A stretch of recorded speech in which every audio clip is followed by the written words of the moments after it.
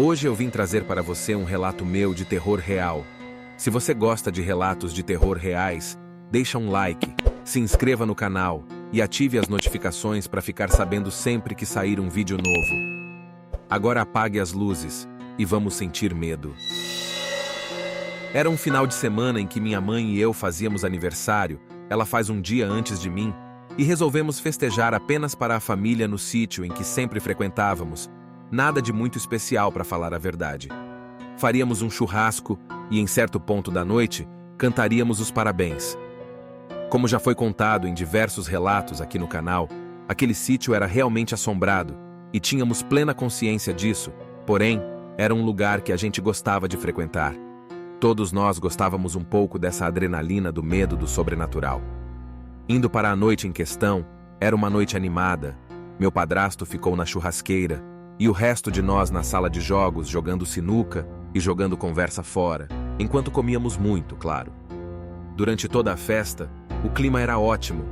Para falar a verdade, pela primeira vez, nem o medo dos ambientes escuros do lugar eu estava tendo, o que era realmente muito raro.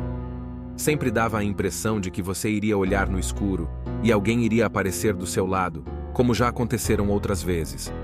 Após uma noite leve e animada, era hora de cortar o bolo.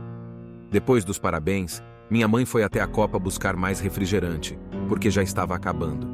De repente, ouvimos um barulho de algo caindo e um grito com a voz da minha mãe, que aparentemente estava se assustando com alguma coisa, e logo após, ela saiu correndo da copa. Antes mesmo de ela explicar o que aconteceu, meu tio falou sem hesitar que viu um vulto saindo logo depois dela pela porta da copa e passando extremamente rápido na direção da casa das beliches, que era onde estávamos dormindo.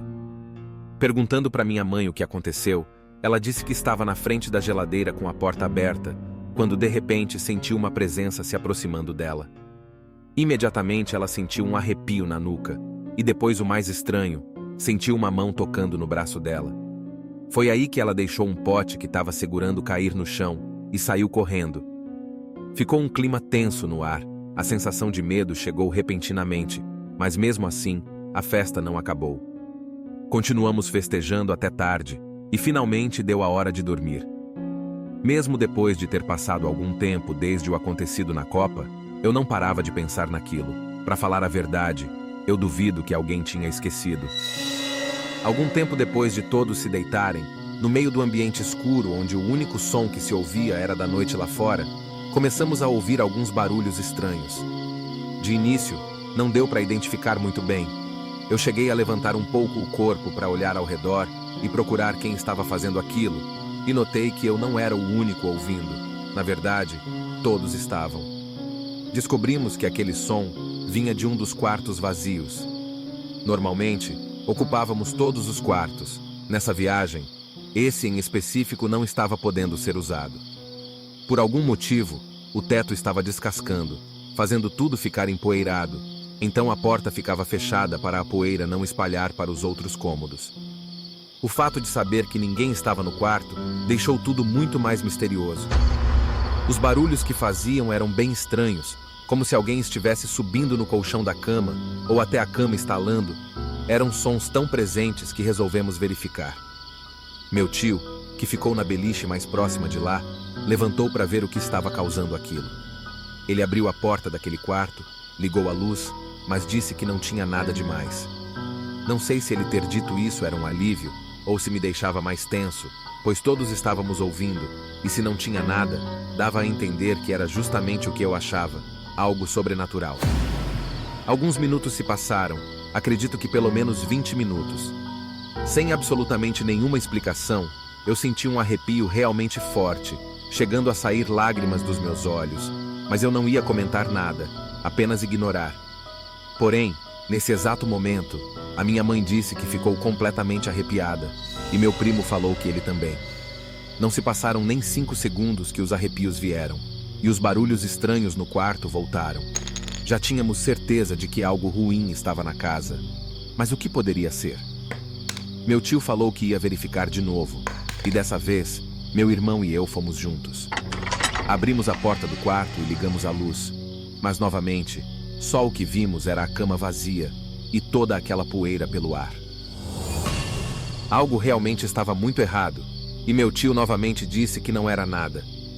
Ele saiu na frente junto com o meu irmão, e eu fiquei para apagar a luz e fechar a porta. Apertei o interruptor, e nesse momento, bateu um frio na minha barriga. Eu estava diante daquele breu sabendo que algo se escondia ali. Era uma sensação muito ruim. Antes de finalmente fechar a porta, continuei encarando o fundo do quarto no escuro mais alguns segundos. Quando botei a mão na maçaneta, dei mais uma olhada naquela direção e finalmente entendi por que eu estava daquele jeito. No meio de toda aquela escuridão, tinha um par de olhos ao lado da cama, como se alguém estivesse abaixado. Aqueles olhos transmitiam maldade, de uma maneira que faziam minhas pernas ficarem bambas. No momento em que notei aquela presença, me desesperei, pois aquele par de olhos foi subindo como se alguém estivesse levantando e se preparando para atacar. O arrepio que eu senti é indescritível, o medo nem se fala, e minha única reação foi puxar a porta com toda a força que eu tinha naquele momento, e voltei correndo para onde todos estavam. Expliquei para todo mundo o que eu havia visto, e ninguém pareceu estar surpreso, afinal, sabíamos como era aquele lugar. Durante toda a noite, continuamos ouvindo os mesmos barulhos de antes, além de passos vindos de dentro do quarto. Ninguém iria se atrever a voltar lá. Aquele quarto se tornou um lugar proibido nessa viagem. De manhã, acordei com uma pequena agitação de todos. Não sei quem foi o primeiro a acordar, mas notou que a luz daquele quarto estava acesa, porém eu tinha sido a última pessoa a sair de lá, e tenho certeza de que desliguei. Todos juraram de pés juntos que não ligaram aquela luz, mas se não foi nenhum de nós, quem foi? Até hoje me pergunto o que era aquele ser que transmitia tanta maldade, que deixava todos com tanto medo, mas acho que nunca vamos saber ao certo.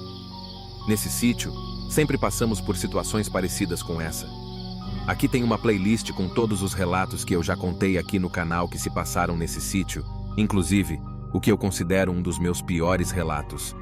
Te vejo no próximo vídeo.